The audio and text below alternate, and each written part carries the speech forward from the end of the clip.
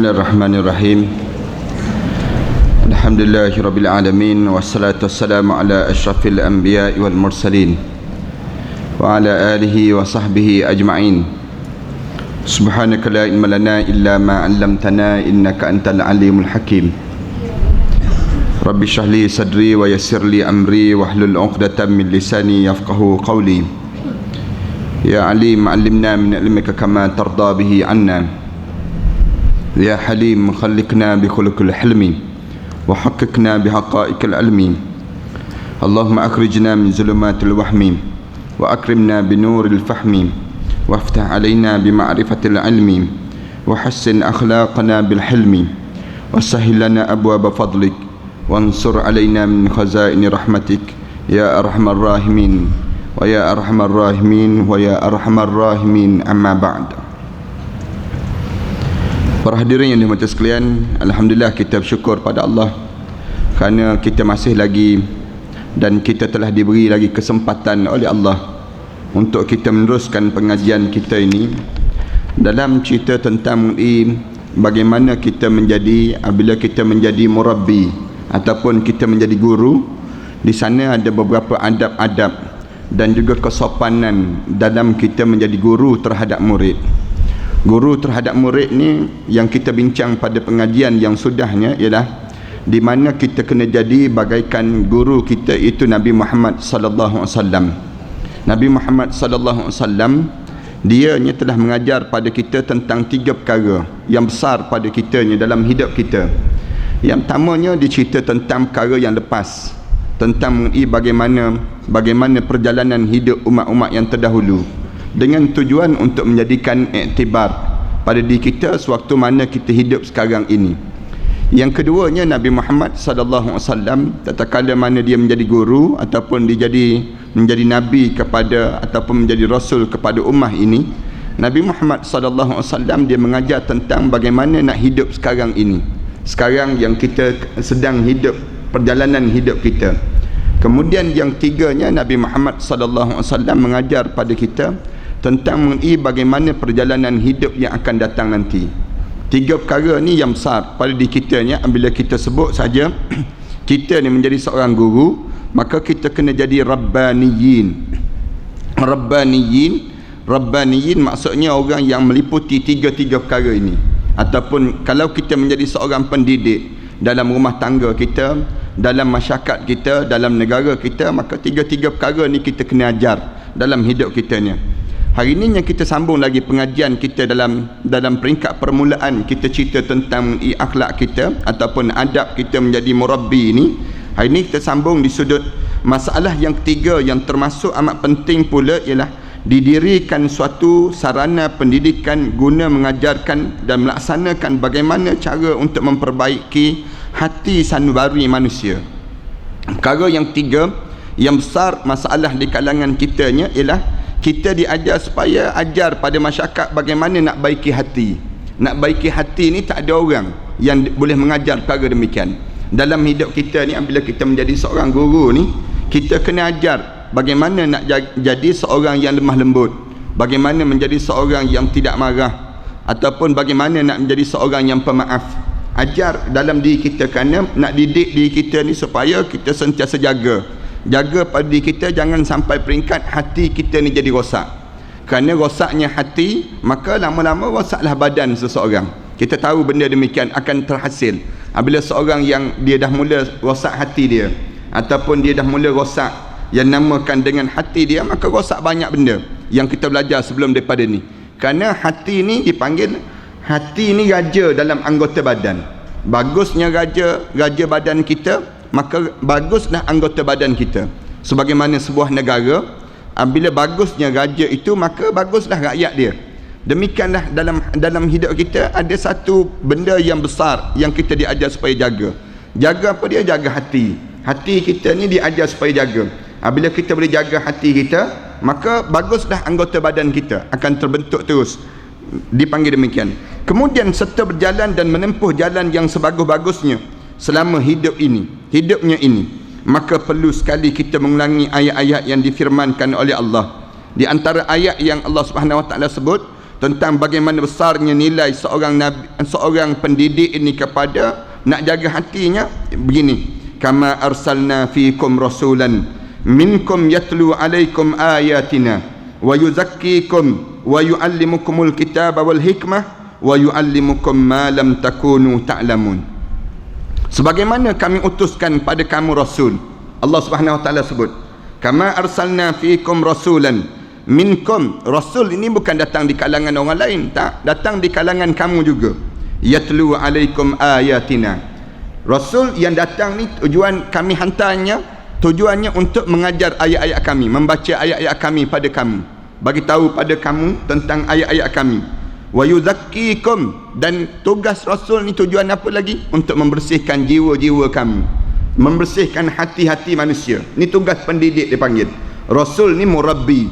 Bila dia murabbi, tujuan dia baca ayat-ayat Al-Quran Karim, cerita tentang ayat-ayat Allah kepada manusia. Kemudian yang kedua, wa yuzakkikum, membersihkan kamu. Nak bersih apa benda yang perlu dibersih? Bersih hati.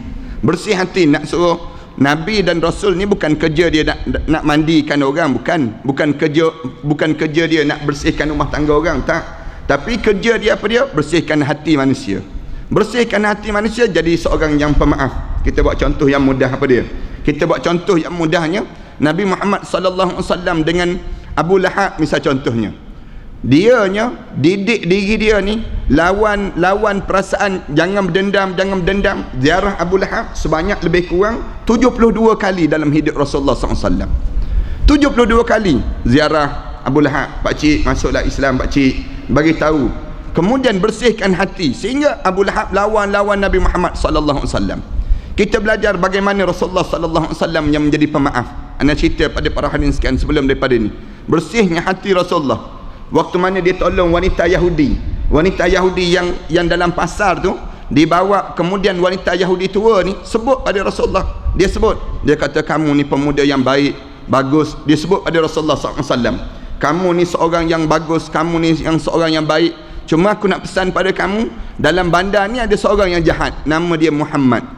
Kamu jangan kawan dengan dia, jangan kamu dekat dengan dia. Dia ni tukang sihir, katanya wanita tua Yahudi ni.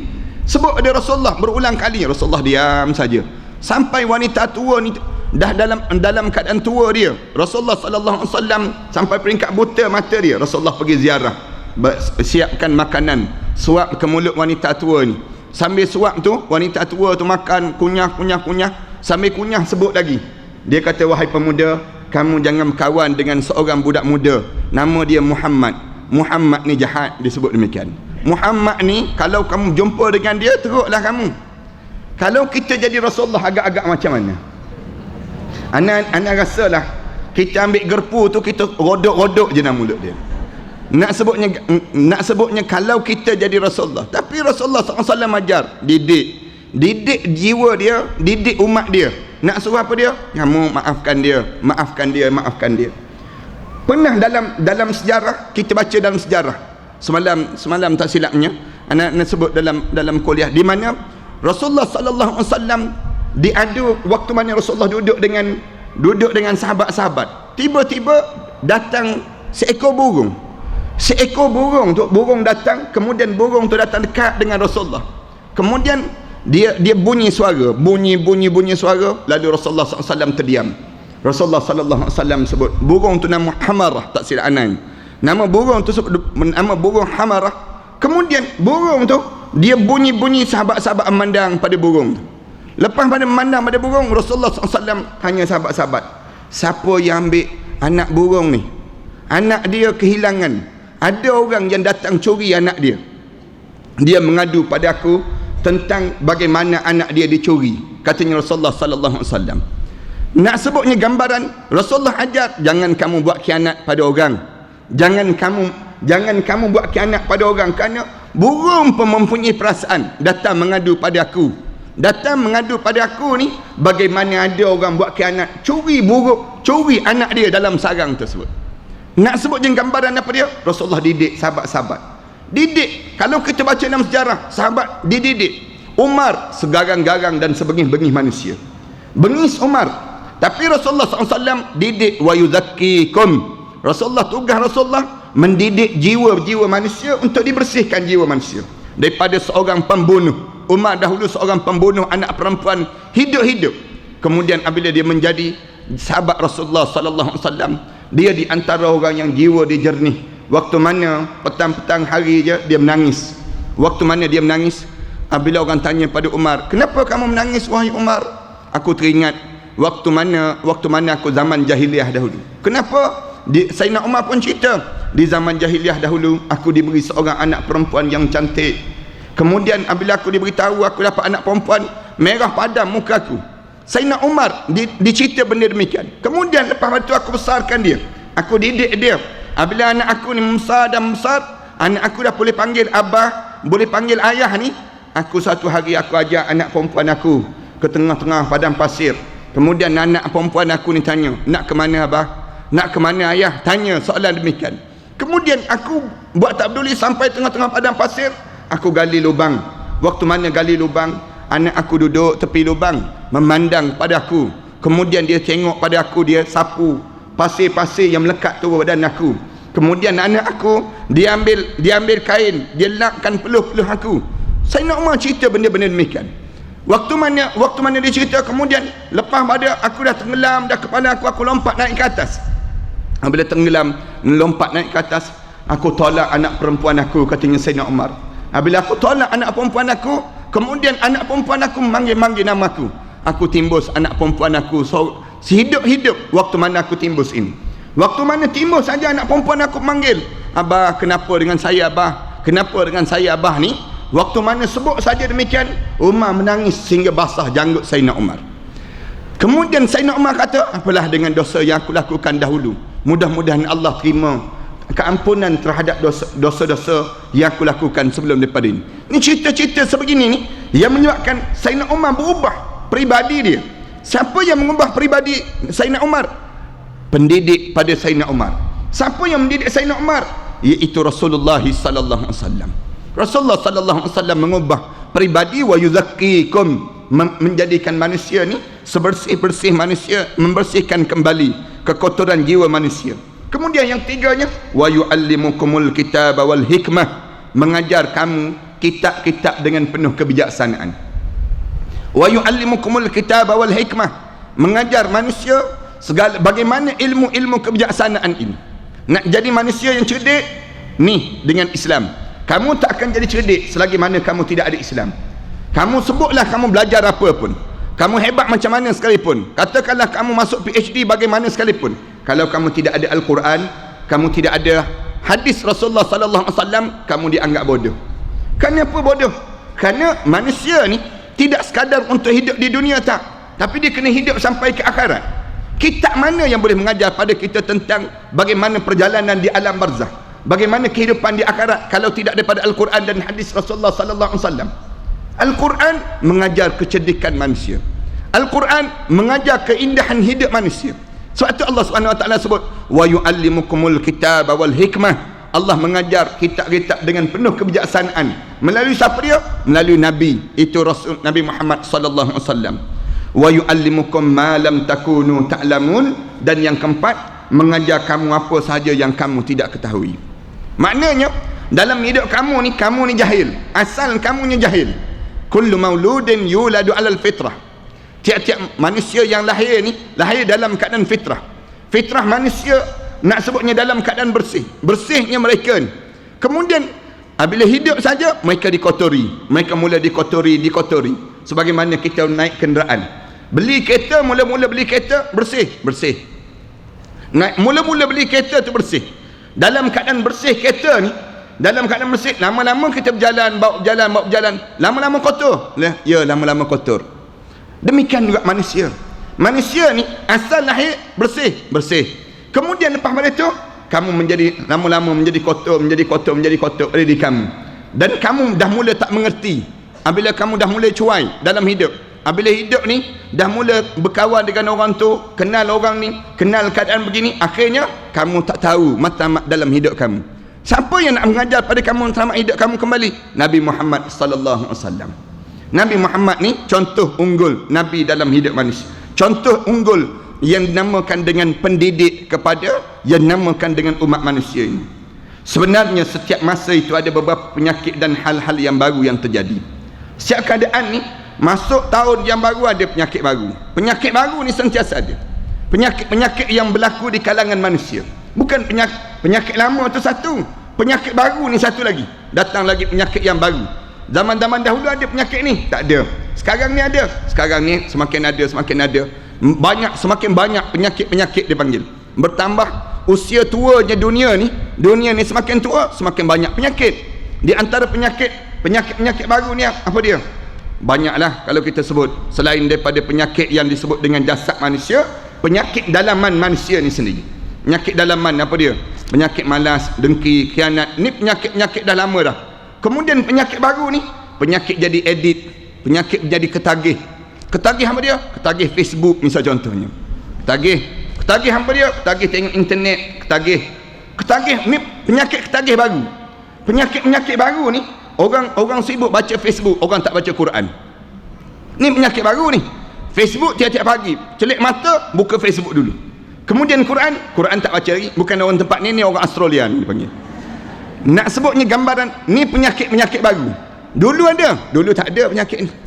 Dulu ada penyakit celik mata baca surat khabar dulu penyakit ni.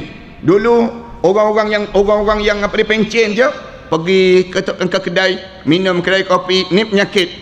Kemudian lepas tu beli surat khabar, berlambak surat khabar, balik himpun surat khabar, baca.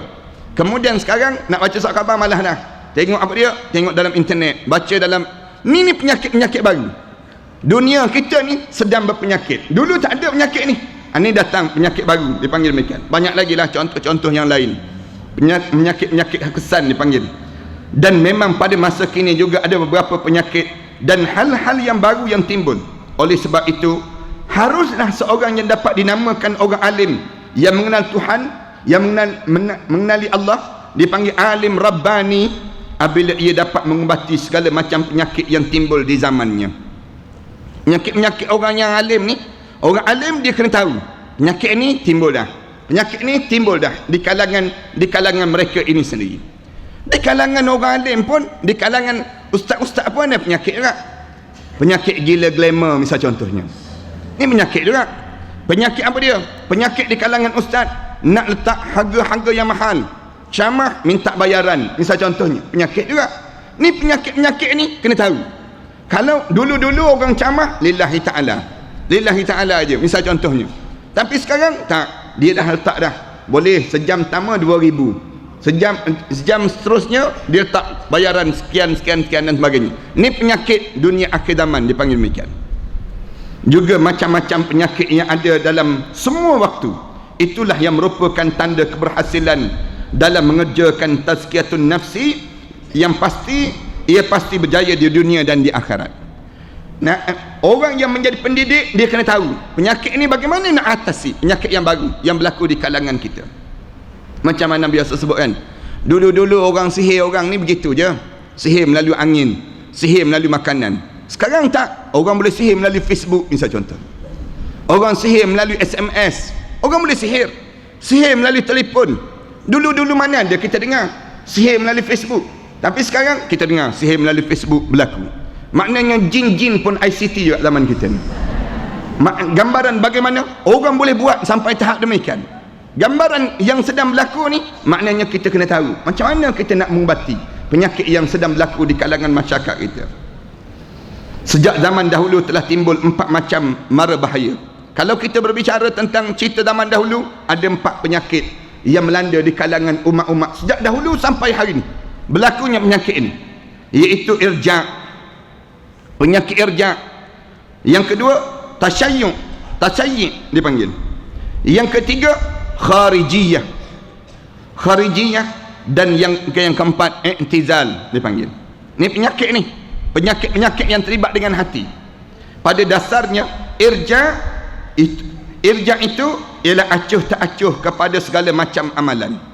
Ini penyakit yang pertama, yang berlaku buat sambil lewa, sembahyang tapi sambil lewa. Ni penyakit yang kita buat amalan tapi dipanggil irja', dalam keadaan yang buat sambil lewa je.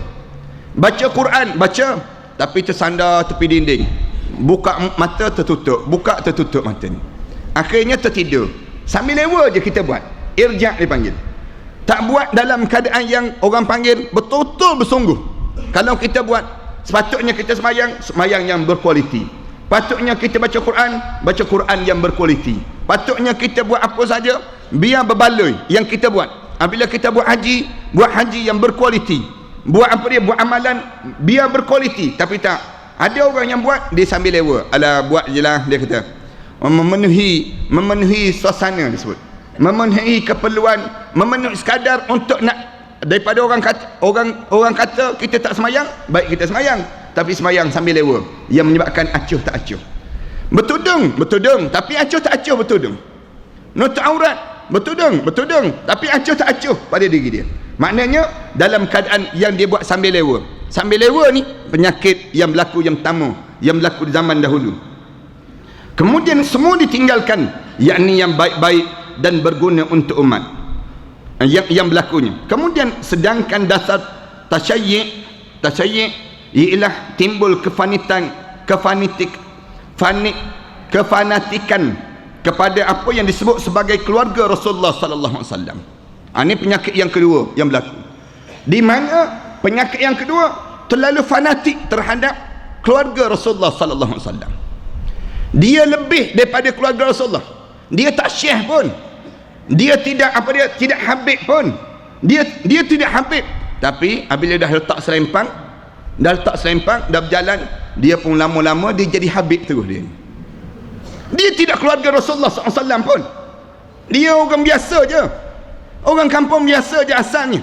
Kemudian dia belajar sikit agama. Apabila belajar sikit agama, dia jadi fanatik. Yang ni yang bahaya.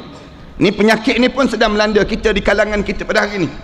Apabila orang terlampau ta'assub, terlampau melebih-lebihkan sangat keluarga, bukan tak boleh nak sayang ada keluarga Rasulullah, boleh, tapi kena kadar-kadar dia dengan kadar ilmu. Bukan kita menjadi fanatik, tidak, menjadi melebihi. Katanya Tuhan kitab kita ni, mereka ini dihormati dan diagung-agungkan melebihi yang lain, sehingga menjadi fanatik buta dan tanpa difikirkan. Macam mana sebut contoh-contoh, kadang-kadang guna istilah-istilah yang tak sepatut dan tak sewajarnya untuk seseorang. Anda sebut istilah apa dia? Mursyid misal contohnya. Kalimah ni, kalimah yang baik ni, kalimah dalam ilmu tasawuf, dia akan sampai peringkat mursyid. Mursyid ni maksudnya apa dia? Peribadi dia, akhlak dia, kehidupan dia menggambarkan dia seorang yang mursyid betul. Kemudian ilmu dia pula mesti menguasai bahasa Arab, mesti ada. Kemudian dia boleh mengetahui ilmu balaghah, dia kena ada ilmu asbabun nuzul, dia kena ada ilmu Al-Quran, dia kena ada ilmu hadis, dia kena ada kekuatan ilmu pada diri dia. Tapi orang kita tak. Orang kita senang-senang je dia nak letak orang ni mursyid, senang je dia nak letak orang ni, dia nak letak gambaran orang ni habib, orang ni tinggi kedudukan dan sebagainya. Kenapa? Ni penyakit yang sedang melanda di kalangan umat dahulu sampai hari ni, yang menyebabkan kerosakan. Dan anda tak nafikan yang betul-betul keluarga Rasulullah betul, tapi yang tak betul ni, yang tak betul keluarga Rasulullah melebihi daripada keadaan yang sepatutnya, yang menyebabkan kerosakan. Dan anda tegur dalam pengajian sebelum daripada ni, kadang-kadang belajar ni tak seberapa, belajar tak ada, belajar ilmu tasawuf pun tidak, tapi masa zikir dia yang paling kuat sekali suara ni. Kadang-kadang yang menjadi melampau keadaan yang sedemikian rupa. Yang ni disebut dalam pengajian kita, nak sebutnya tentang bagaimana tasyayyi' ialah timbul fanatik kepada apa yang disebut sebagai keluarga Rasulullah, melebihi mereka ini dihormati dan diagung melebihi yang lain, sehingga menjadi fanatik buta dan tanpa difikirkan. Kena belajar tu. Sebab tu siapa yang nak mencintai keluarga Rasulullah kena cinta. Memang kita wajib pun cinta Rasulullah, cinta keluarga Rasulullah, tapi kena ada ilmu. Jangan keadaan yang kita mengikut membuta tuli begitu. Masa ada program nampak muka kita, lepas tu belajar tak kenal langsung, tak tahu pun keadaan bagaimana. Adapun yang ketiga, adapun kharijiyah, iaitu dasar dasarnya ialah dikarenakan akal fikiran yang tumpul dan membeku ataupun jumud. Ini pun bahaya juga. Penyakit kharijiyah yang dianya sendirinya membiarkan hidup dia dalam keadaan jumud pada diri dia. Dia nampak Islam ni sekadar semayang, puasa, sekadar itu je Islam. Selain daripada itu tak terlibat dengan Islam. Kalau kita cerita tentang mengenai ekonomi tak boleh Islam. Pendidikan tak ada Islam. Politik tak ada Islam. Sosial tak ada Islam. Dia akan sebut demikian. Kenapa? Kerana dipanggil kharijiyah. Penyakit yang timbul ialah penyakit yang disebut dengan penyakit jumud dalam jiwa dia. Dia nampak Islam sekadar apa dia? Islam sekadar semayang, sekadar puasa. Lepas pada itu tak ada dah pada diri dia. Waktu kadang-kadang kita tengok ada orang puasa tapi tak tutup aurat. Kadang-kadang kita tengok ada orang semayang tapi mulut celupar. Ada orang yang apa dia? Kadang-kadang kita tengok umrah tiap-tiap bulan umrah. Nak sebutnya gajin sungguh dia umrah. Tapi perangai dia, ya Allah, kita tengok. Kenapa? Jumudnya dalam hidup dia. Ini nak sebut gambaran berlaku dalam hidup seseorang penyakit ini, dan kita akan cerita nanti. Kemudian cepat-cepat memberikan cap kafir kepada orang yang tidak sepahaman dengan hatinya. Orang yang jadi macam ni, kalau dia tengok je orang tertentu dan sebagainya, dia kata orang tu kafir. Senang je nak mengkafirkan orang. Enggan menghormati orang yang selayaknya dikategorikan golongan yang mulia dan utama, baik kelakuan ataupun budi pekertinya. Maknanya pada diri dia senang untuk diri dia nak menjatuhkan hukum. Ana biasa sebutlah, kadang-kadang tempat kita ni terlampau senang nak jatuhkan hukum.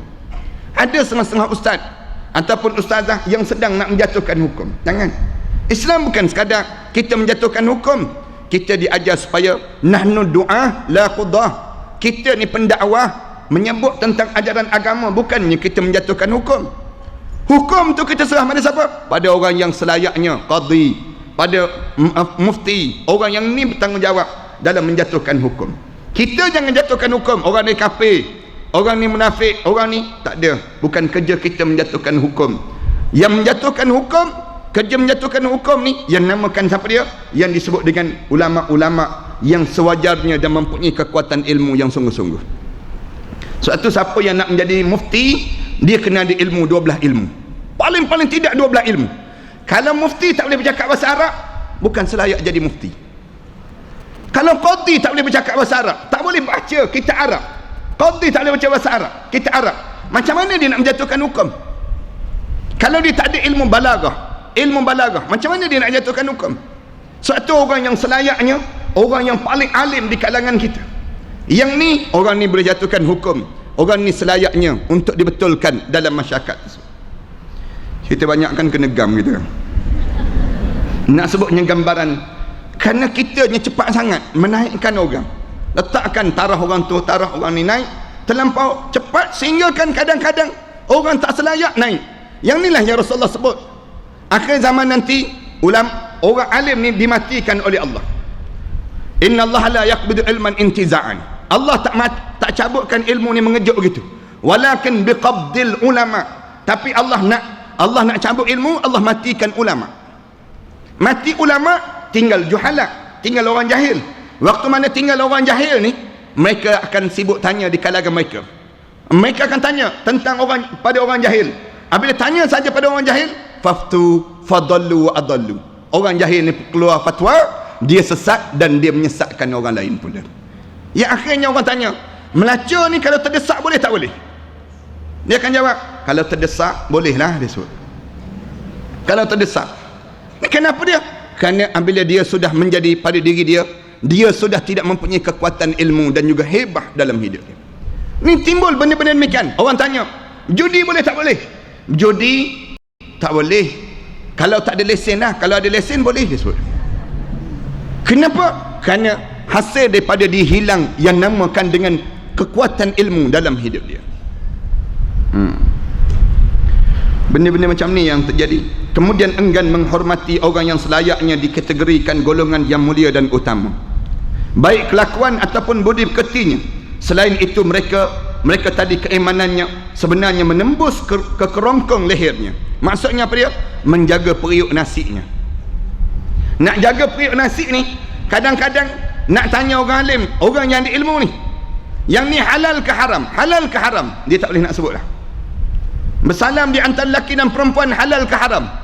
Tanya arak ni halal ke haram? Dia nak sebut lama-lama halam dia keluar. Kerana apa dia? Kerana dia tak boleh nak sebut dah. Dia kerana nak jaga ni. Kalau sebut yang sebenar, takut pula.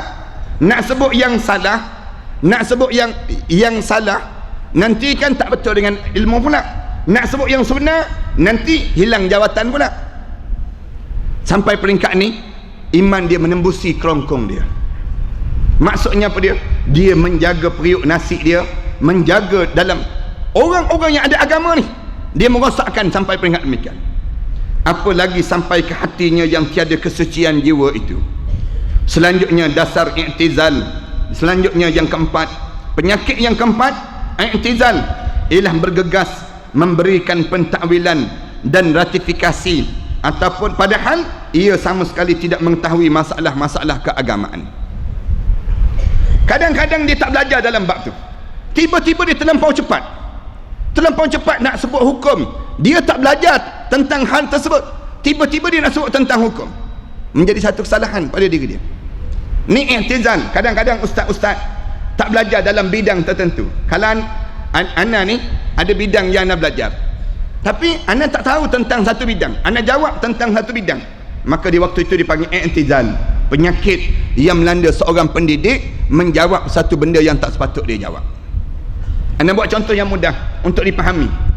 Apabila ada orang tanya pasal ini contoh-contoh yang mudah. Jangan gelojoh, jangan cepat nak jawab hukum, jangan cepat nak jawab ni. Kita buat contoh apa dia? Apabila ada orang tanya, macam mana kalau kita bertunang, boleh tak kita sebut tentang kita bertunang? Bertunang ni boleh bagi tahu tak? Ada seorang dia jawab, dia kata, jangan sebarkan kita bertunang, sebarkan perkahwinan disebut. Pertunangan jangan sebarkan, perkahwinan boleh kita sebut, tapi bertunang tak boleh nak sebut. Orang tanya kenapa tak boleh nak sebut? Nanti bahaya kalau sekiranya kita sebut tentang bertunang. Ada ustaz yang jawab demikian, kalau kita sebut tentang bertunang nanti kan putus tunang, malu dan mengaibkan dia. Sedangkan dalam Islam sebut bertunang itu pahala. Bertunang itu pahala. Bertunang tu ada rukun khutbah untuk bertunang. Ada khutbah untuk bertunang. Rasulullah SAW sebut jangan bertunang di atas bertunang orang. Tak boleh bertunang di atas bertunang orang. Kalau kita sebut tak boleh bertunang di atas bertunang orang, macam mana kita nak tahu? Nak tahu orang ni bertunang tak bertunang? Kita tak tahu orang ni bertunang ke tak bertunang. Apabila tak tahu, misalnya contoh orang tanya, dah bertunang ke belum? Dia jawab. Tak boleh jawab, dia tak boleh bagi tahu. Misal contohnya hukum, cepat dia nak sebut tak boleh ni. Macam mana keadaan? Rasulullah kata tak boleh bertunang di atas tunang orang. Haram hukum dia. Maka di waktu ini, kalau kita terlampau cepat tanpa kita rujuk dalam bidang kita, bukan bidang kita, maka dia jadi rosak terus. Satu kita kena tahu, dalam bidang kita jawablah. Kalau tidak bidang kita, jangan jawab. Kita tak tahu. Ini kaedah orang yang belajar. Apabila kita menjadi suatu kebanyakan dalam kitab-kitab, hujung tu dia tulis wallahu a'lamu bissawab. Kenapa tulis wallahu a'lamu bissawab? Jawabnya Allah lah yang tahu yang betulnya.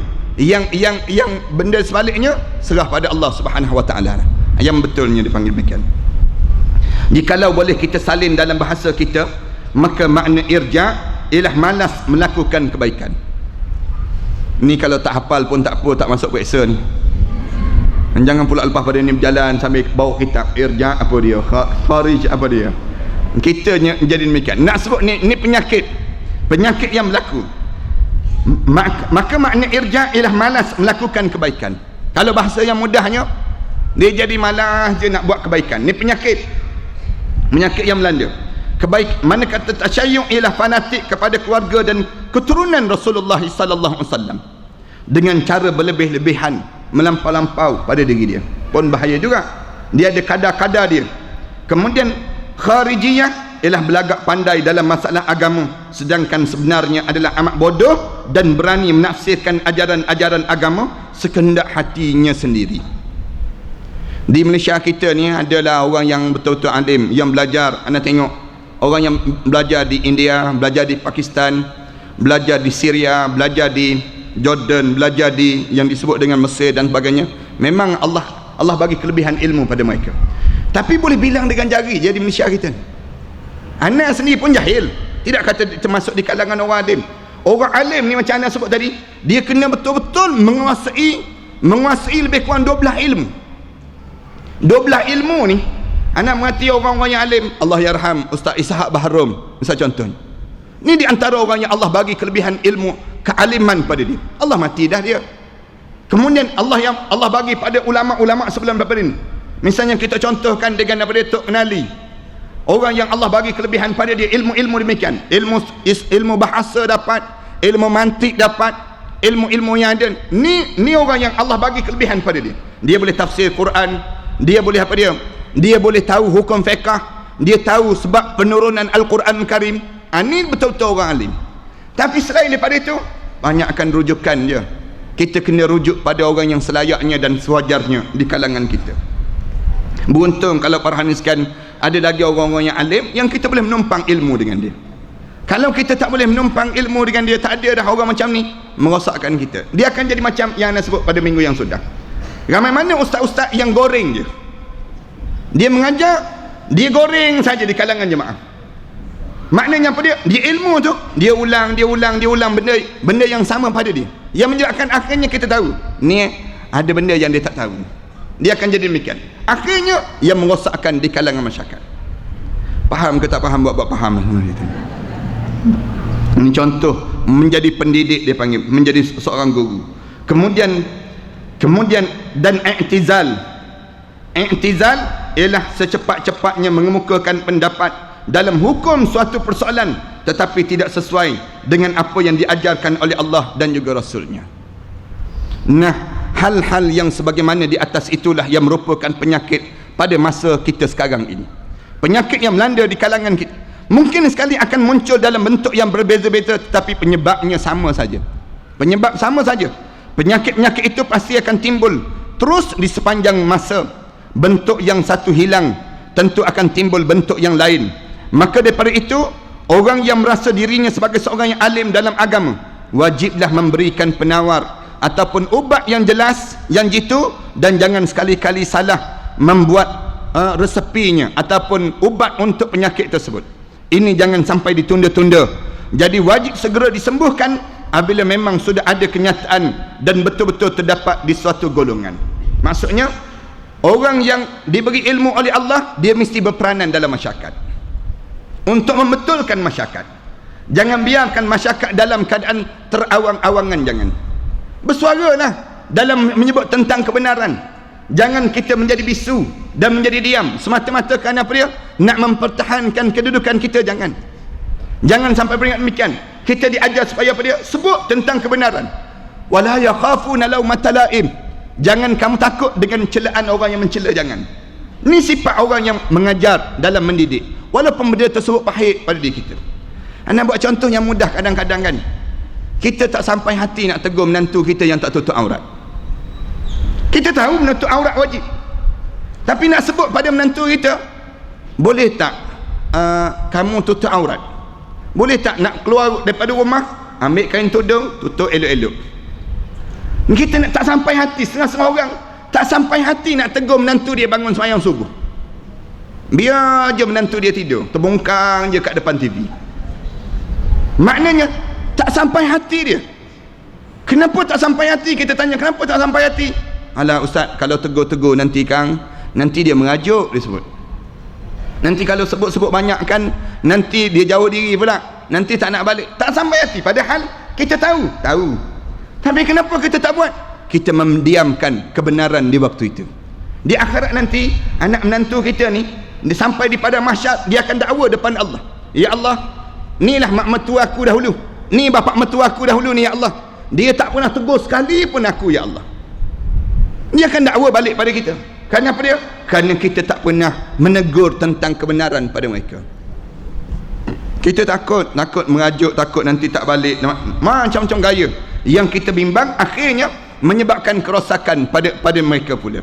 Tetapi belum tapi belum terdapat, hendaknya dicari penahanan dengan tujuan jangan sampai timbul dalam menentukan apa yang akan dilakukan. Tentulah berbeza-beza dan disesuaikan keadaan dan waktu. Begitu pula halnya setiap penyakit pasti mempunyai sifat yang baru ataupun terus menerus akan timbul kembali di suatu saat. Tepat sekali apa yang disabdakan oleh Rasulullah sallallahu alaihi wasallam. Rasulullah sallallahu alaihi wasallam sebut, dabba bainakum da'ul umam qablakum al-hasad wal baghdha. Telah melata, telah terjangkit penyakit umat-umat sebelum daripada kamu, umamim qablakum, sebelum daripada kamu ini. Dua penyakit yang besar yang telah melata di kalangan kamu dan telah berpenyakit ini, telah melarat sesama kamu. Al-hasadu wal baghdha, itu kamu dengki dan juga kamu membenci di antara satu sama lain. Dengki wujud, penyakit dengki. Cikgu dengki sama-sama cikgu, nurse dengki sama-sama nurse. Kemudian pegawai kerajaan dengki sama-sama pegawai kerajaan. Tok Mudim dengki sama-sama Tok Mudim. Ustaz dengki sama-sama ustaz. Tok Imam dengki sama-sama Tok Imam. Penyakit ini melata. Yang tak bekerja dengki sama-sama tak bekerja. Dia berdengki sama-sama kedudukan. Benci-benci yang telah melata, katanya Rasulullah SAW. Kita wajib senantiasa ingat bahawa setiap masa itu tentu akan timbul penyakit. Akan timbul penyakit. Yang satu dengan yang lain mungkin berbeza. Penyakit yang satu dengan yang lain ini mungkin berbeza. Di antara penyakit-penyakit di zaman kita sekarang ini ialah apa yang dijelaskan dalam beberapa nas ataupun keterangan yang berasal daripada ajaran agama dan berasal pada Al-Quran dan hadis Rasulullah SAW. Disebut dalam hadisnya, disebut begini, awwalu ilmin yurfa'u minal ard al-khusyu'. Di antara ilmu yang pertama yang akan terkeluar daripada atas muka bumi ini, di antara ilmu yang pertama yang terkeluar di atas muka bumi ini, yang disebut dengan khusyuk, hilang. Penyakit dah hilang dah, penyakit khusyuk. Tak ada dah perasaan kita rasa, perasaan belah kasihan pada orang tu dah tak ada dah. Ataupun khusyuk dalam solat tu dah tak ada dah. Semayang tapi tak khusyuk. Ni di antara ilmu yang pertama yang terkeluar daripada atas muka bumi ni, yang disebut oleh Rasulullah sallallahu alaihi wasallam. Ilmu yang di antara ilmu yang pertama yang terkeluar di atas muka bumi ni, perasaan khusyuk dalam hidup itu. Tengok orang susah, dia susah, bukan kita sebut. Tengok orang sakit, dia sakit, bukan kita. Tengok orang yang sengsara, tu dia, bukan kita. Kita tak ada lagi perasaan. Berbeza dengan dahulu. Tengok orang kenduri kahwin, tu dia tak tempah catering padan muka disebut. Dia, bukan kita. Yang menyebabkan akhirnya perasaan ni tak ada lagi terjalin di antara kita. Sama-sama kita kadang-kadang tengok mak mertua tu sedang masak kat dapur, menantu relax je depan TV. Tak ada perasaan nak pergi tolong kat dapur tu, tak ada. Nak tolong kemas atas meja ke, nak tolong, tak ada. Sehingga mak mertua kena panggil, jom makan, dia pun duduk dekat depan sekali tak kena. Kenapa dia? Perasaan khusyuk dah hilang. Perasaan belah kasihan dah tak ada dah dalam jiwa ni. Di antara penyakit yang terawal yang akan terkeluar daripada tubuh badan seorang ini sendiri. Ini penyakit yang berlaku. Kita kan dulu kan, orang-orang kita sembahyang tu khusyuk je. Zaman-zaman dulu sembahyang di atas surau yang beratapkan nipah tu, kemudian berbumbungkan nipah tu, kemudian bunyi atap zing je misal contohnya. Kemudian dengan air hujan lebat lagi, kita rasa khusyuk je sembahyang. Nikmat je, tak ada mikrofon pun. Rasa tenang je. Dengar tu rasa tenang je. Sekarang kadang-kadang masjid besar, kadang-kadang keadaan yang luas, lapang, dalam aircon lagi, tak khusyuk-khusyuk. Sembahyang pun tak ingat. Kenapa? Kerana kita hilang ilmu yang disebut dengan khusyuk tadi, yang hilang pada diri kita. InsyaAllah kita akan sebut lagi penyakit ni pada minggu yang akan datang nanti para hadirin sekalian. Dan sebagaimana anda janji pada minggu yang sudahnya, bahawa hari ini insyaAllah kita akan datangkan seorang doktor yang pernah buat kajian tentang, sekali lagi kita jemput Dr. Wan Hasnun yang cerita tentang kanser, jemaah yang kena penyakit kanser dan sebagainya. Anda rasa kalau ada kesempatan sekejap kita dengar penerangan doktor ni, Dr. Wan Hasnun sekejap tentang penyakit kanser ni yang berlaku. Kemudian kita bagi dalam 10 minit untuk beliau terangkan pada kita penyakit-penyakit yang kemudian ada dia sendiri di antara orang yang telah buat kajian terhadap penyakit kanser. Kemudian lepas pada tu beliau dapatkan ubat yang disebut dengan herba, kemudian buat kajian di USM dan dapat sijil, katanya dapat pengesahan daripada USM dan sebagainya. Kita dengarlah daripada beliau sekejap. Dr. Wan Hasnul, Dr. Wan, silakan. InsyaAllah Dr. Wan bersama dengan kita pada pagi ini. Sebelum anda tutup, anda nak jawab beberapa soalan ni, kemudian kitab kita pun ada kat luar nanti, insyaAllah. Jadi kita bagi peluang pada Dr. Wan sebentar untuk cerita pada kita, dan ada soalan yang anda nak jawab, dan ada beberapa perkara ni, insyaAllah. Dan kita tunggu sekejap ni, kita tunggu sekejap je, insyaAllah, untuk kita dengar penerangan doktor ni sekejap. Silakan. Allah cuba lagi. Berapa minit? 10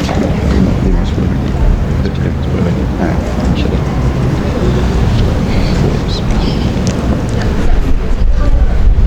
Baik, kursi satu lagi.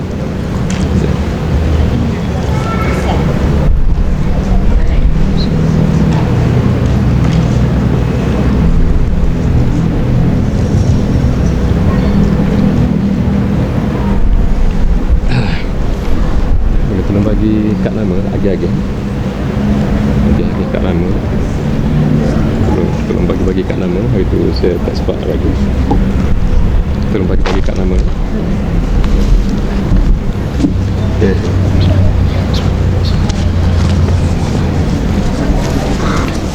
Assalamualaikum warahmatullahi.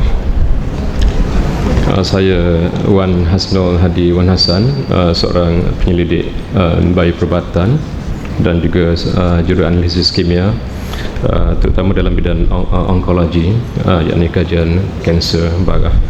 Saya nak tanya, yang saya buat penerangan 2 tahun lepas, di bulan Ramadan 2 tahun lepas, berapa orang yang hadir, yang pernah ikut? Cuba angkat tangan. Oh, tak ramai ya. Ya. Ya, saudara saya yang saya kasihi semua, saya lebih nak tekankan kepada pencegahan, selain daripada saya nak bagi tahu apa dia kanser dan apa dia kaedah rawatan, selain daripada kaedah rawatan alipati moden yang dah biasa ramai orang tahu lah. Ya, kanser ni dia pembelahbiakan sel-sel yang luar biasa, sel-sel yang rosak DNA dia, pembelahbiakan, dipanggil replikasi, dan dia boleh mengembang, dia boleh tumbuh membiak, dia dipanggil proliferasi, dan dia boleh berhijrah, dia boleh metastasis. Jadi bila ada satu kaedah yang betul-betul praktikal dan selamat, dan yang paling utama adalah mengikut sunnah Rasulullah sallallahu alaihi wasallam. Jadi saya cuba hidupkan balik apa dia kaedah rawatan di zaman Rasulullah SAW dan zaman sahabat, dan selepas itu apakah kaedah rawatan barah di zaman dahulu. Dan saya menjalankan kajian selepas saya berhenti daripada perkhidmatan di hospital kerajaan. Saya menjalankan kajian bermula tahun 1991, dan siap selepas 19 tahun kemudian merangkumi pengajian bidang biomolecular biology, genetic engineering dan lain-lain bidang yang berkaitan lah. Jadi kaedah rawatan yang paling baik, sebagaimana kehendak Ar-Razi, Ibn Sina, Al-Qaraib, Al-Asma'i, adalah guna kimia semula jadi tumbuhan. Mungkin tuan-puan dah biasa guna Al-Habbatus Sauda.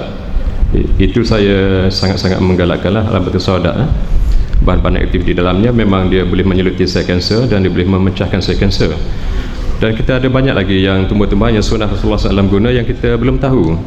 Jadi itulah yang cuba kita nak kembalikan, dan terutama di premis saya di Kaiserslautern, Germany, majoriti penduduk di sana menggunakan phytomedicine, yakni pengubatan menggunakan ekstrak ataupun menggunakan kimia tumbuhan semula jadi. Itu adalah sunnah, dan kita pun banyak kita tahu apa yang sunnah-sunnah yang Rasulullah SAW guna dalam perawatan yang berasaskan herba. Jadi kanser sebenarnya, kalau kita nak merawat dia, kita hanya nak menjana proses apoptosis, yakni pemecahan sel-sel kanser. Kita tak nak usik liver, kita tak nak usik sistem imun kita, dan kita tak nak usik sel-sel normal yang sihat. Kita tak nak matikan sel-sel normal yang sihat. Lebih-lebih lagi dalam sumsum tulang lagi, sebelum sel-sel normal yang sihat itu keluar, dia sudah dibunuh. Itu pendekatan yang silap lah. Jadi saya nak pesanlah, jangan cuba ambil satu kaedah rawatan yang drastik, terutama yang melibatkan craniectomy, pembedahan otak, pembedahan kepala. sebab dilarang keras oleh ulama. Membedah otak ni umpama merosakkan CPU pada komputer lah. Craniectomy, biasa kalau kita ke mana-mana hospital, dia orang pegang kita dalam 24 jam, dia orang akan buat craniectomy dan kita akan cacat. Jadi pengubatan, bila kita mengikut pengubatan mengikut garis panduan agama, insya-Allah kita tinggal berusaha dan bertawakal dan buat solat hajat banyak-banyak. Kita jangan melorongkan diri kita ataupun saudara mara kita kepada kaedah rawatan yang silap, itu haram hukumnya. Jadi kita semua sama-sama kita berkongsi maklumat sebagai benda fardu kifayah. Saya terangkan kepada pencegahan. Mula-mula saya nak pesan jangan makan benda-benda yang ada unsur-unsur karsinogenik, terutama daging yang import, ayam yang disuntik dengan ejen-ejen penggemuk, daging-daging yang disuntik dengan beta agonis ejen penyebab kanser. Jadi semua tu kita kena jagalah, anak cucu kita kena jaga, dan makanan yang ada pengawet. Sekarang kanser usus cukup kuat. Banyak kes budak-budak sekolah yang kanser usus. Jadi kita jagalah anak cucu kita, anak buah kita, jangan bagi dia makan benda yang ada perisa kimia sintetik, yang ada pengawet, yang ada pewarna. Kita jaga sebelum mereka sakit. Dan kalau boleh mi kuning jangan makan lah. Mi kuning tu bila kita letak atas dulang logam, kita tengok, selepas kita angkat mi tu kita akan tengok dia menghakis. Itu dia hakis logam. Macam mana dia akan hakis perut kita, usus kita. Jadi tuan-puan jagalah. Dan kalau mengambil air zafaran, jangan ambil pada kepekatan yang tinggi lah. Air zafaran kita tahu ia sunnah Rasulullah SAW, tapi bila kita mengambilnya tanpa ilmu, kita mengambil pada kepekatan yang tinggi, itu dia akan mengeluarkan toksik. Begitu juga kalau kita membeli produk di pasaran yang ada campuran kurma dan kismis. Kurma dan kismis bila digabung sekali, daripada awal lagi Rasulullah SAW melarang percampurannya sebab dia melahirkan alkohol. Kurma, kismis, walaupun diberikan jenama ulama ke, jangan minum. Di Jerman memang ada orang tak beli. Kalau tengok di kotak produk ada gabungan kurma dengan kismis, sebab dia orang tahu alkohol terbentuk. Jadi bila dalam keadaan sihat sekarang, kita dah elok-elok sihat, kita pergi makan alkohol, kita akan sakit. Itulah yang benda-benda yang perlu jagalah. Dia benda-benda yang ada perisa kimia sintetik, pengawet, pewarna, jangan bagilah walaupun anak-anak menangis. Dan kepada yang belum pencing daripada merokok tu, terutama kaum bapa, harap dapat pencing lah. Merokok ni memanglah haram, merosakkan kesihatan dan menyinggung orang-orang berselebhan yang tidak merokok lah. Sangat-sangat saya minta boleh pencing merokok, tak payah tunggu bulan puasa. Bahaya sangat-sangat. Rokok bermula tahun 2000 ke atas dia lebih bahaya, dia lebih banyak unsur-unsur karsinogenik sebab pengubah suaian pada baja, pada racun rumpai. Jadi kena hati-hatilah. Lung kanser antara yang banyak kes yang saya terima untuk bimbingan merawat. Jadi saya bukan nak tekankan sangat pada Fonera anti-cancer yang saya hasilkan 2 tahun lepas. Saya lebih nak tekankan kepada pencegahan supaya saudara-saudari yang saya kasihi, saudara-saudara saya yang saya kasihi tidak terkena kanser, tumor ataupun cyst. Jadi jagalah kesihatan masing-masing, insya-Allah. Ustaz, cukup 10 minit ya. Tak apa lagi. Kismis dan kurma makan sekali. Cuba asing lah kalau boleh. Sebab saya ingat Tok Kenali pun di asing makan, dia tak makan sekali. Di asing makan. Kita campur sekali dia keluar alkohol. Sebab tu bila kita buka tudung dia meletup. Dan kalau nak makan yang fresh lah, kurma yang fresh, kismis yang fresh. Dan ikan tu jangan makan sekali. Ikan ni dia protein laut. Kita jangan makan sekali dengan daging lah, dia protein darat. Ada hadis tu. Susu apa tu, kalau kita makan, sebab tu majoriti yang kena psoriasis, yang kena sopak, yang makan sekali. Sebab tu Rasulullah SAW menu dia adalah single menu. Kalau ikan, kalau daging. Kita cuba kreatif lah, kita masak ikan, kita yang tu pecik, yang tu goreng, yang tu gulai, supaya anak-anak suka makan. Kena kreatif, cuba ubah.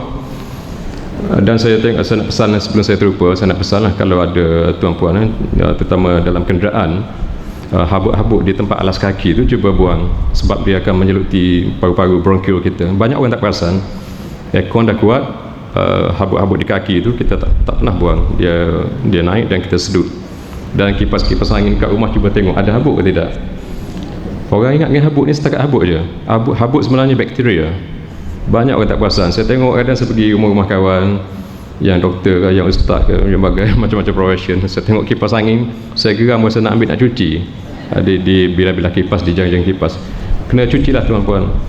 Kita jaga kebersihan, kita jaga sebelum sakit. Sakit sekarang ni sebab makanan minuman kita terutama. Ya, Fonera yang saya hasilkan dulu selepas 19 tahun research.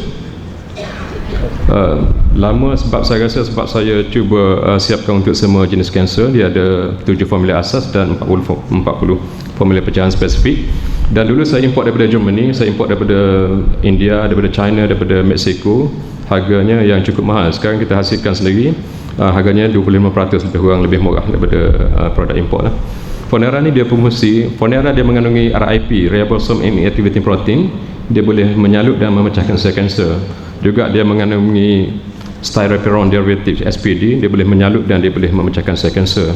Juga Fonera ni dia mengandungi ekstrak herba, bahan aktif dia acetone deacetylase inhibitor. Dia menyekat daripada sel-sel kanser itu, membelah biak daripada proliferate. Itulah cara rawatan yang betul. Kita merawat kanser, kita nak pecahkan sel kanser saja. Bila dia dah pecah, dia takkan replicate dan dia takkan proliferate dan dia takkan metastasis, insyaAllah. Itulah Fonera. Fonera ni tuan-puan jangan takutlah nak ambil dia sebab dah disahkan selamat oleh Pusat Racun Negara dan dibuat ujian oleh AMDI, Advanced Medical Dental Institute di Sembertam, Pulau Pinang. Ia adalah anti-proliferate dan dia tidak mengandungi racun, dia adalah selamat. Saya disperse ke pasaran dalam bentuk suplemen saja dan insya-Allah dia boleh jadi satu kaedah rawatan yang terbaik lah. Saya nak pesanlah kalau ada saudara mara siapa yang barah yang kanser yang cyst, jangan terburu-buru untuk melakukan craniotomy. Sebab banyak yang kes saya terima, dia orang dah buat craniotomy, dah operate kepala anak cucu dan dalam masa 2 minggu dia akan tumbuh balik tumor. Cuba perhatilah macam mana. Itu sama-sama kita pesanlah tuan-tuan puan dan hadir di majlis ni, sama-sama sampaikan kepada yang tidak hadir lah benda-benda perkara fardhu kifayah begini. Jadi Fonera ni dia sebenarnya dia sangat kuat. Bila kita ambil, kita akan rasa sedikit mual, untuk setengah orang lah healing crisis dia sedikit mual, sedikit loya dan sedikit rasa sengal-sengal. Kadang ada juga yang rasa kebas-kebas dan dia panik. Jangan henti pengambilan, ambil terus, insya-Allah sampai sembuh. Dan dia stool dia akan jadi sedikit hitam dan cair lah. Dan Fonera ni dia tidak merosakkan 4 perkara talian. Tiada berlaku alopecia, luruh rambut, tiada berlaku rosak liver dan tiada berlaku kerosakan sistem imun dan tidak membunuh normal cells. Itulah ekstrak kimia tumbuhan yang kita guna.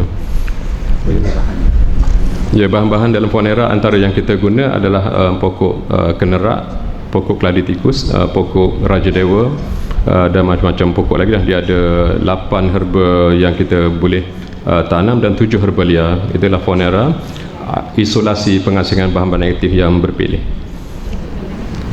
Itu lagi. Ya, ada apa-apa soalan lagi tentang Fonera anti-cancer? Ya.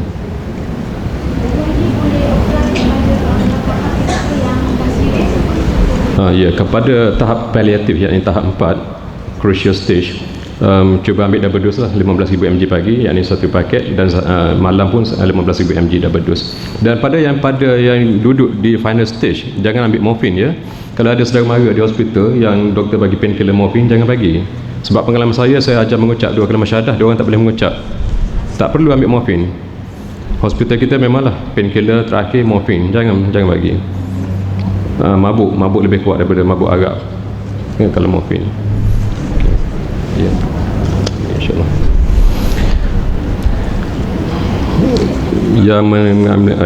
Yang dialisis ni dia boleh ambil lah. Dia boleh ambil dialisis ni, dia sistem buah pinggang lain ni. Dia tak sama dengan sistem tindakan untuk pemecahan sel kanser dialisis. Dialisis ni elakkanlah elektrolit lah. Banyak orang dia tak tahu dia ambil gamat ni elektrolit, dia membebankan kepada buah pinggang dan tak boleh ambil lah.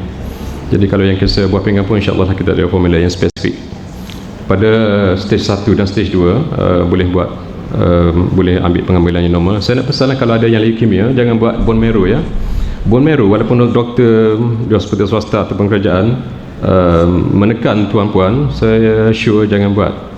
Sebab biasa pesakit terutama kanak-kanak dia meninggal sebab bone marrow procedure. Dia bius dan dia menggerudi tulang punggung, sangat sakit.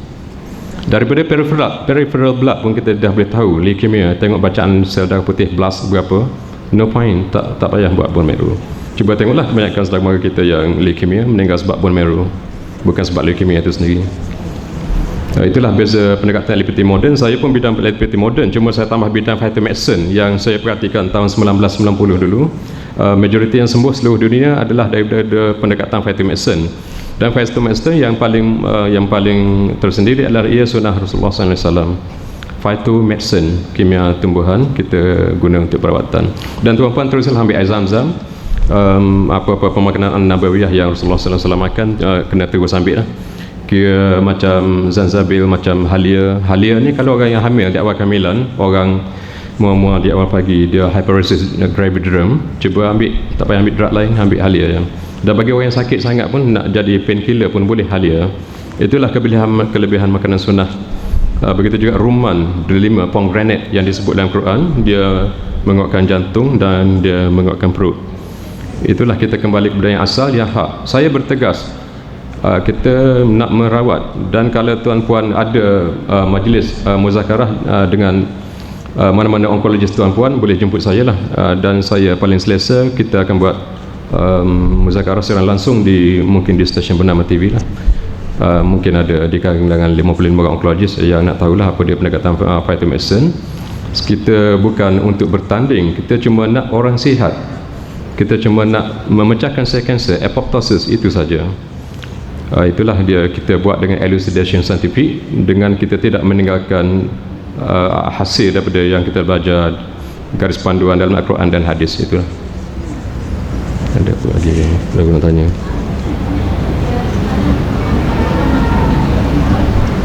Ya, biji apricot pun dalam phytomedicine kita kena ada dos dia. Kalau terlebih dos pun dia jadi toksik. Kena rujuk kepada pengeluar yang guna biji apricot lah. Banyak orang dia borong banyak dia makan serentak, satu hari satu bungkus. Saya ada dengar dia ambil setengah kilo sehari biji apricot, terus dia tumbang. Untuk rawatan kanser prostat, biasa yang telah merebut jantung. Ya, yang ni adalah CA prostat, kanser prostat, kanser prostat, dan telah metastasis ke jantung. Sebab tu saya kata tak berkesudahan kalau kita operate. Kalau tuan-puan katalah kanser payudara, tuan-puan buat lam, dia akan lagi membelah biak, dia akan lagi laju replicate. Cuba buat ujian histologi di seluruh badan dan cuba buat ujian cytologi sel badan, kita akan tengok dia replicate lagi cepat. Sebab tu tabib-tabib kampung melarang. Kata mereka kalau terkena mata pisau dia lagi cepat. Mungkin pernah dengar? Betul, dari segi histologi sebab kajian di Germany, Kaiserslautern, dia lagi membelah biak pada kadar yang lagi cepat. Bila dah buat biopsi, apatah lagi lumpectomy, buang sebahagian, dan mastectomy, tiada kesudahan. Bila buang mastectomy, biasa di hospital, bila dia buat mastectomy atau lumpectomy, dia akan buang sekali nodus limfa di bawah ketiak, lymph nodes. Jangan buang lymph nodes.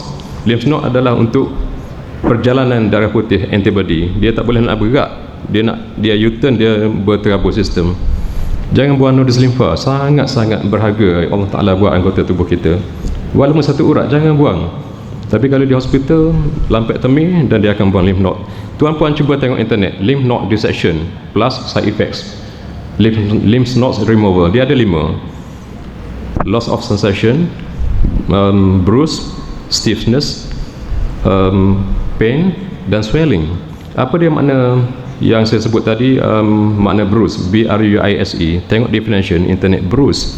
Bruise adalah sakit yang teramat di bawah kulit dan di dalam tulang. Itulah yang disalah-sangka oleh onkologis sebagai kanser puan telah merebak. Itulah bijaknya Yahudi. Jadi tuan-puan kena bertegas. Kalau tuan-puan minta saya buat Herceptin pun saya boleh buat, ubat chemoterapi konvensional Herceptin. Tapi tuan-puan akan luruh rambut, rosak imun, rosak liver, normal sel dalam bone marrow lagi mati. Saya takkan buat. Bagi saya adalah haram hukumnya. Kita melurungkan diri kita kepada kebinasaan. Itu bukan bukan healing crisis. Itu adalah pendekatan yang lagi memudaratkan tubuh badan kita. Itulah. Dan saya ingat saudara saya yang saya kasih, Ustaz Ahmad Duski, dia pernah bagi tahu kanser adalah salah satu daripada unsur santau. Sebab tu mula-mula sekali saya mintalah amalkan ayat Quran, walaupun ayat Quran untuk yang spesifik untuk cegah barah, dan keseluruhan Quran, bacalah keseluruhan Quran. Semua ayat kita perlu baca sampai habis, itu jadi ubat semua. Dan kalau di Hospital Iskandariah di Mesir pun dia orang galakkan ayat Quran, lepas tu barulah dia orang tekan kepada kimia tumbuhan. Dan saya ingat dulu masa saya di Pondok Penantis dan Pondok Padang Lalam Bukit Mentajam, arwah Tuan Guru pernah bagi tahu, mula-mula kita istighfar, kemudian kita bersedekah, kemudian kita puasa sunat, dan ubat duduk pada nombor 4. Ubat adalah pada langkah yang keempat dalam usaha kita merawat.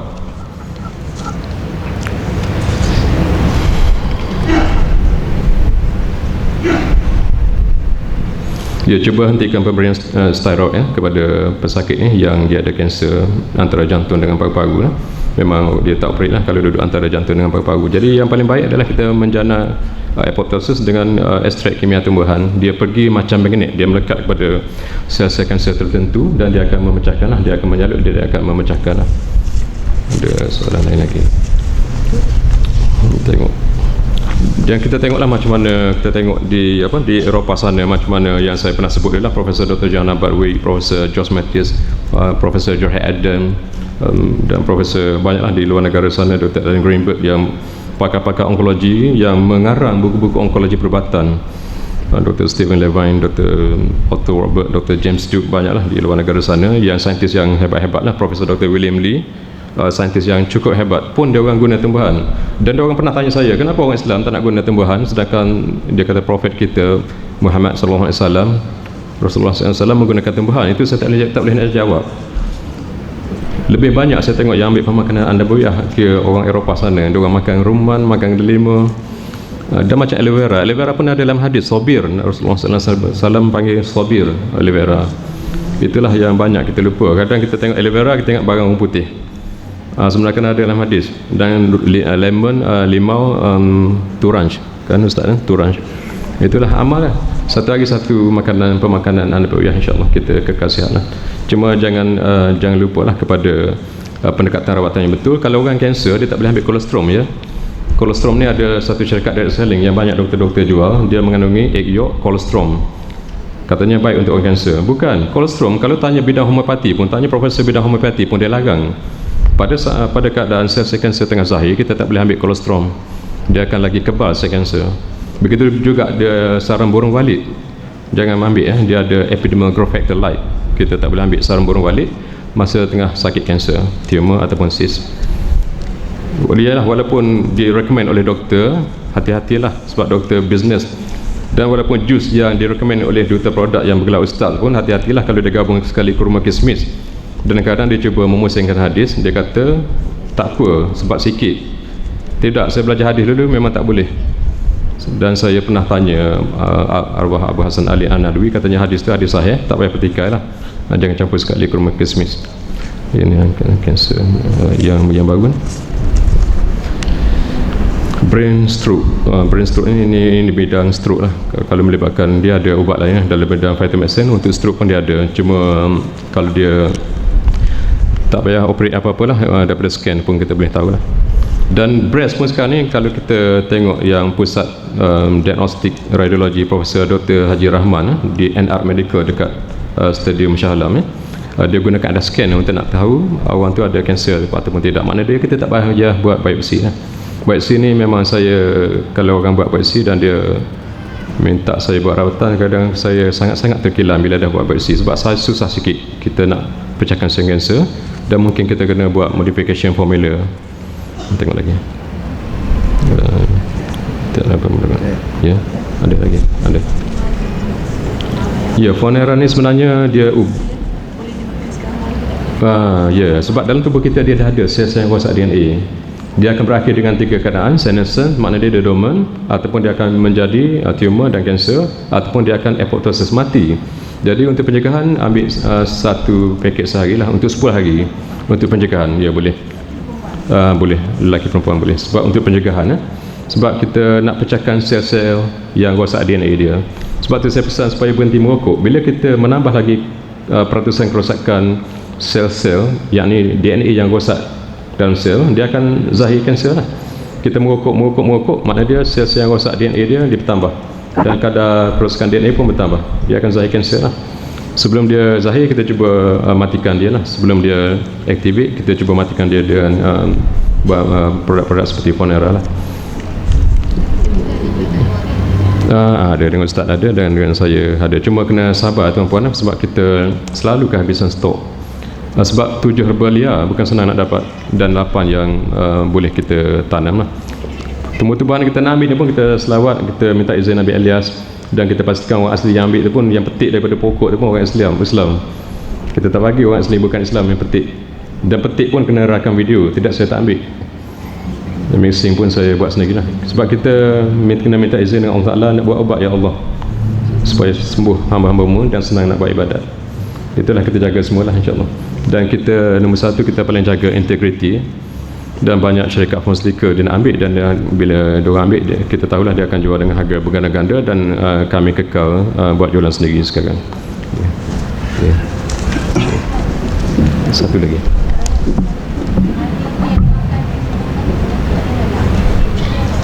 Makan macam itulah halia.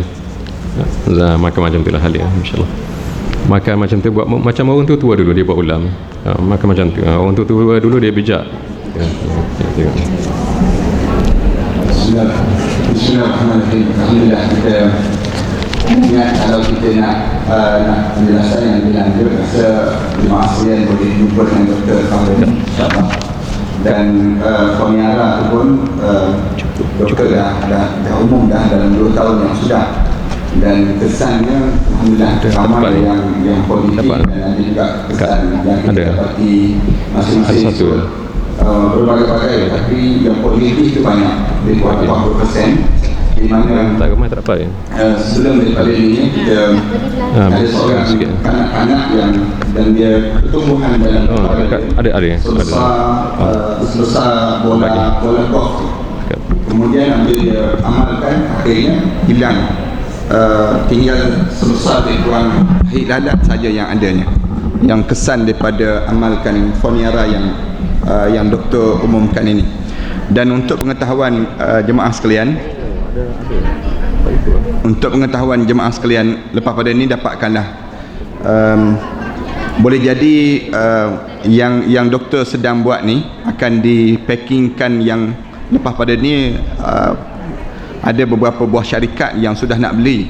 Bila doktor sebut dalam bernama, ada Cina yang telefon, Cina bukan Islam, telefon minta nak beli apa yang dihasilkan oleh doktor ini, tapi beliau tak nak jual lah. Berapa juta terlupa.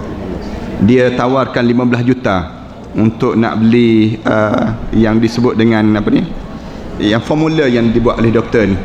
Tapi walaupun sekalipun, insya-Allah kita nak cuba sebarkan di kalangan orang Islam, dan kita cuba jauhkan daripada yang disebut oleh doktor tadi, amalan yang dilakukan oleh Yahudi, dan kita gunakan kaedah perubatan Islam yang cara yang terbaik untuk kita lakukan. Sebagaimana disebut oleh doktor sebentar tadi, di antara sebab kena kanser ni salah satunya santau, dan Nana terlibat dalam perubatan Islam, dan Nana dapati bahawa santau ni pun dia akan menjadikan seorang jadi kanser.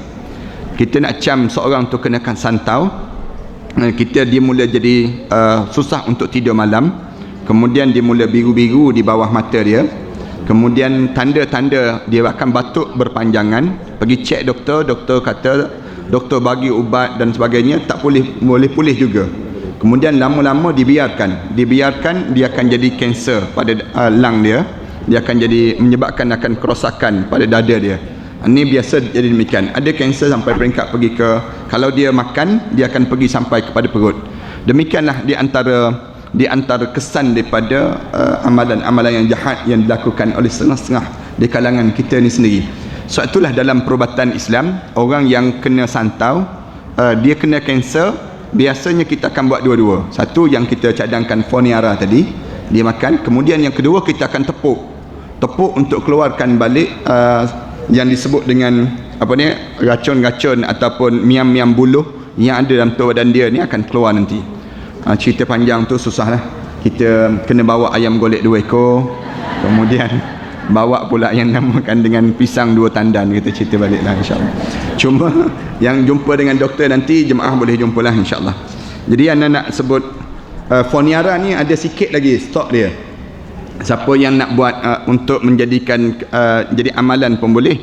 Tapi stok tu dapat kat luar nantilah. Stok kita nak habiskan stok ni, anda dipahamkan habis stok ni, maka keluar dalam repacking baru, dan yang tu rasanya mahal sikit lah, yang kedua nanti. Jadi sebelum mahal tu baik beli sekarang lah, tenang itu. Biar menyesal beli, jangan menyesal tak beli. Harga nanti dapat kat luar nanti, insyaAllah. Kita dalam masjid lagi ni, kita cerita tentang apa dia, yang ni lah, insyaAllah. Yang keduanya nak sebut kelas Sirah Nabawi, insyaAllah pada setiap hari Isnin ya. Setiap hari Isnin kelas Sirah Nabawi ni hari 7 hari bulan 5 jam 10.30 pagi di bilik 12 Masjid Negeri. Ana sendiri insya-Allah. Bilik 12 setiap hari Isnin 10.30 pagi. Kalau jemaah kelas sirah, kelas sejarah para nabi, kitab pun kitab dah akhir dah. Siapa datang yang belajar ni cepat khatam dia ni. Kerana dah kitab dah akhir dah, dia pun nak habis dah. Dia ada 3 kitab kita belajar, 2 dah belajar di surah section 6, kemudian baki lagi ada sikit je lagi dalam perang Hunain. Sekarang ni cerita tentang peperang Hunain. Kemudian ada soalan, saya ada seorang kawan yang ingin hadir ke majlis ilmu seperti ini tapi tidak pernah mendapat kebenaran daripada suaminya. Adakah menderhaka sekiranya dia keluar juga untuk ke majlis ilmu tersebut, memandangkan masjid daripada rumahnya jaraknya kurang daripada 1 kilometer saja, dan insya-Allah selamat pergerakannya. Anda nak sebut gini, kalau suami itu boleh mengajar, maka dia jangan datang belajar. Kalau suami itu boleh mengajar, maka dia jangan datang belajar. Anda ulang sekali lagi, kalau suami itu boleh mengajar, dia jangan datang belajar, kerana dia kena belajar dengan suami dia. Tapi kalau sekiranya suami tak boleh mengajar, ulama kata dia boleh datang curi-curi untuk belajar, kemudian dia terus balik, jangan pergi Giant, pergi Tesco lah, jangan. Maknanya dia belajar dengan keadaan yang tu. Satu. Yang keduanya, kalaupun tak boleh belajar secara kita datang menghadap begini, anda dipahamkan TV Selangor buat siaran langsung. Jadi, dan bukan sekadar di sini saja. Anak-anak kita yang belajar di Holland, belajar di Jerman, kemudian belajar di negara luar sekarang ni sedang menadah kitab sama, dan ada yang minta supaya dipostkan kitab ini, dipostkan pada mereka. Anda tengok tebal macam ni, nak post macam mana lah gaya ni. Walaupun sekalipun nak sebutnya ada di kalangan kita yang belajar, dia panggil, dia tak datang belajar ni tapi dia belajar melalui internet pun boleh. Anda sebut pada, ada yang pegawai-pegawai kerajaan yang dia apabila masjid negeri ni upload dalam Facebook, lalu dia belajar balik daripada Facebook tersebut. Ini dia panggil PJJ, senang ceritanya, pengajian jarak jauh lah, senang ceritanya. Pengajian jarak jauh yang mereka belajar tu, mereka boleh belajar. Dan suami pula, hak apabila kita menjadi seorang suami, kita wajib bagi ilmu pada isteri kita. Wajib, dia panggil demikian. Suami wajib untuk sampaikan ilmu. Soal macam mana nak sampaikan ilmu, ulama kata kena bincang. Kalau suami itu ada ilmu, dia kena mengajar. Kalau suami tak ada ilmu, dia kena cari orang lain yang ada ilmu untuk mengajar keluarga dia. Supaya tujuan apa dia? Supaya boleh selamat daripada neraka Allah Subhanahu Wa Taala. Sebab itu hak seorang isteri menuntut ilmu tu ada. Dia wajib untuk belajar. Sebab itulah orang perempuan tak wajib pergi sembahyang Jumaat. Kenapa tak wajib sembahyang Jumaat? Kerana orang lelaki je wajib. Jawabnya kerana orang lelaki yang pergi belajar, dia balik, dia mengajar pada rumah tangga dia pula. Itu kaedah yang perlu disampaikan. Ilmu yang seperti manakah yang dibenarkan syarak untuk memohon kebenaran suami? Ilmu seperti inilah. Maksudnya ilmu yang pendu kebenaran suami ni, maksudnya ilmu dalam keadaan yang dipanggil untuk keurusan dunia. Itu kebenaran suami perlulah. Tapi urusan akhirat, maksudnya untuk kita nak selamat di akhirat Allah, maka kita perlu untuk beritahu pada suami tentang perlunya kita belajar pada kita ni. Adapun pergi belajar senam robik, tak payahlah. Belajar dan sebagainya yang jenis demikian tak perlu pada kita. Kemudian ni ada satu anak kunci kereta Proton. Siapa yang tertinggal ni boleh datang ambil lah. Kalau tak ambil nanti kan diwakaf pula nanti. Kemudian InsyaAllah kita baca doa sikit.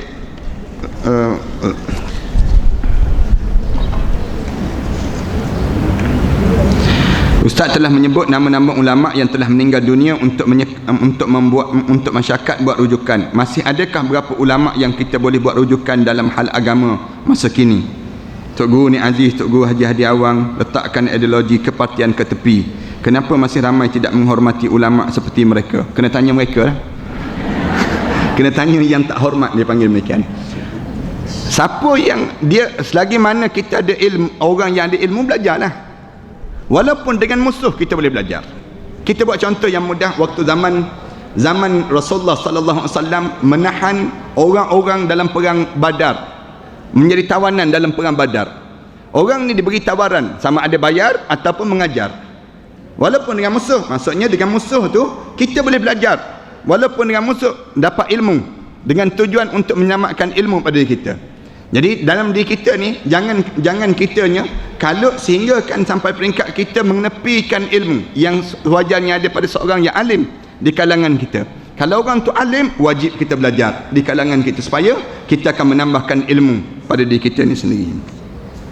Kemudian solat sunat duha, duda pula ditulis, tasbih dan juga hajat di surau section 3 Shah Alam pada hari Jumaat 4 hari bulan 5 jam 9 pagi. Kaum muslimat dijemput hadir. Ana tengok, ana baca solat sunat duda, tak pernah jumpa tu. Duha, minta ustaz doa insya-Allah. Kemudian ni CD pengajian minggu yang sudah ada kat luar sana insya-Allah. Ada jemaah kita yang buat rakaman, kemudian disebar-sebarkan di kalangan kita. Akhlak dalam mencari murabbi hidup, tajuk yang kita belajar ni. Kemudian para hadirin sekalian boleh dapatkan bahan-bahan yang kat luar nantilah insya-Allah. Ada apa dia, madu jemaah yang minta foniara dekat luar tu. Kemudian kitab ni, kitab yang jemaah yang apa ni, jemaah yang nak dapatkan kitab ni ada baru sampai tu insya-Allah. Jadi kalau boleh setiap di kalangan kita ni berkitab lah. Dan harga kos dia naik sikit RM10. Berbanding kitab lama tu, kitab lama harga RM70, sekarang ni naik sikit jadi RM80 tersebut kitab. Kemudian ada apa dia, serunding bilis ke apa dia, insya-Allah. Bismillahirrahmanirrahim. Alhamdulillahirabbil alamin wassalatu wassalamu ala asyrafil anbiya'i wal mursalin wa ala alihi wa sahbihi ajma'in. Rabbana iftah bainana wa bain qaumina bil haqq wa anta khairul fatihin. Allahumma shfi mardana wa mardal muslimin warham mautana wa mautal muslimin. Allahumma shfi marda Abdul Rahim bin Abdul Rahman, Zalili bin T.A. Talib, Amir Mahmud bin Abdul Aziz, Jamilah bin Tiddin, Muhammad Jamil bin Haji Harun. Allahumma shfi marda, Allahumma syafi anta syafi la yughadiru saqama. Rabbana alayka tawakkalna wa ilayka anabna wa ilaykal masir. Rabbana ij'alna muqimas salah wa min zurriyyatina rabbana wa taqabbal du'a. Rabbana atina fid dunya hasanah wa fil akhirati hasanah wa qina azabannar. Sallallahu alaihi wasallam Muhammad wa ala alihi wa sahbihi wasallam. Alhamdulillahirabbil alamin. Ana terlupa ada dua lagi yang nak kena umum. Yang pertama, ana nak pergi ke Syria pada 12 hari bulan nanti. Minggu depan insya-Allah kita akan buat kutipan dana untuk ke Syria ya. Untuk ke Syria, jemaah yang ada bawa minggu depan lah insya-Allah. Bawa dalam beg tu biar banyak sikit. Kemudian kemudian yang Kemboja tu alhamdulillah anda telah sampaikan pada minggu yang sudah, dan bersama dengan unit Muballighat dan pergi ke Kemboja tu. Yang ketiga anda nak sebut pasal ke Palestin, jemaah yang nak bersama dengan anda ke Palestin pada 15 hari bulan dalam Isra' Mi'raj di Palestin insya-Allah. Jadi bolehlah berhubung terus dengan Ajman dengan Ajman insya-Allah. Wallahu a'lam. Kalau nak jumpa dengan doktor boleh jumpa sekarang. Terima kasih.